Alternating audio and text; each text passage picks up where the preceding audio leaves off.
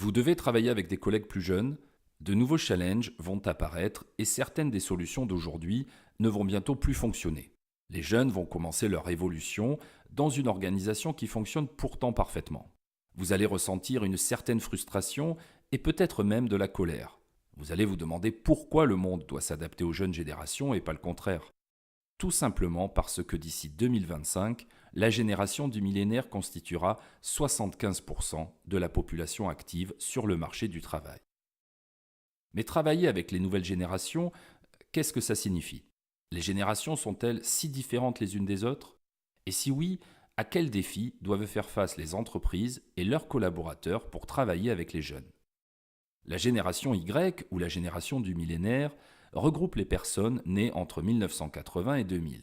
La tranche d'âge est arbitraire et varie d'un pays à l'autre. C'est un groupe très diversifié. Définir une génération fait courir le risque de l'étiqueter avec son lot de stéréotypes. Les données que nous présentons ici sont des caractéristiques communes.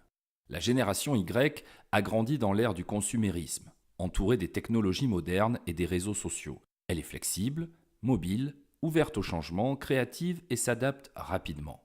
Elle a ses propres opinions et de fortes attentes. Elle prend en main son développement personnel et elle tend vers l'atteinte de ses objectifs et la concrétisation de ses rêves. Elle est aussi la génération la plus instruite de l'histoire. D'un autre côté, cette génération a déjà connu la crise économique et doit souvent faire face à des obstacles pour entrer sur le marché du travail. La génération Y est très différente des autres générations. Elle a grandi dans l'ère du progrès numérique et il est naturel pour elle d'utiliser un environnement numérique pour apprendre, pour travailler et pour se divertir.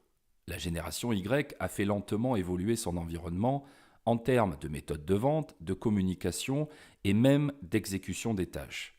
En effet, si un jeune veut louer un logement pour les vacances ou commander un taxi, il va utiliser une application et il s'attend souvent à ce que son employeur lui offre des outils similaires dans son travail. Enfin, la génération Y apporte un visage humain dans le monde professionnel. Elle veut profiter de la vie et prendre le contrôle de son bonheur. Cela signifie profiter au mieux de son temps libre. La génération Z, elle, pour l'instant est une grande inconnue. Ce sont les personnes nées autour de 2000 jusqu'à aujourd'hui. La génération Z a grandi en utilisant un écran tactile dès la crèche. Pour elle, un ordinateur est non seulement un équipement ordinaire, mais aussi une partie intrinsèque de son quotidien. Elle est habituée à regarder un programme télé qu'elle peut interrompre à tout moment, le reprendre, l'enregistrer et y revenir plus tard. Elle a grandi dans une société basée sur le progrès numérique qui propose des divertissements grâce aux technologies. Alors elle va attendre une approche semblable dans le monde du travail. La génération Z évolue dans le monde des nouvelles technologies. Elle a donc de plus grandes capacités à fonctionner dans le monde virtuel. Très bien informée des nouveautés technologiques, elle utilise aisément les gadgets les plus récents.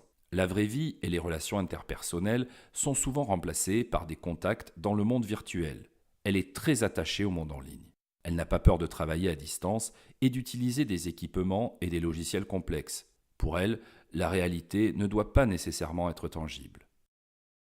Les changements que la génération Y impose au marché du travail seront certainement pris en compte par la génération Z.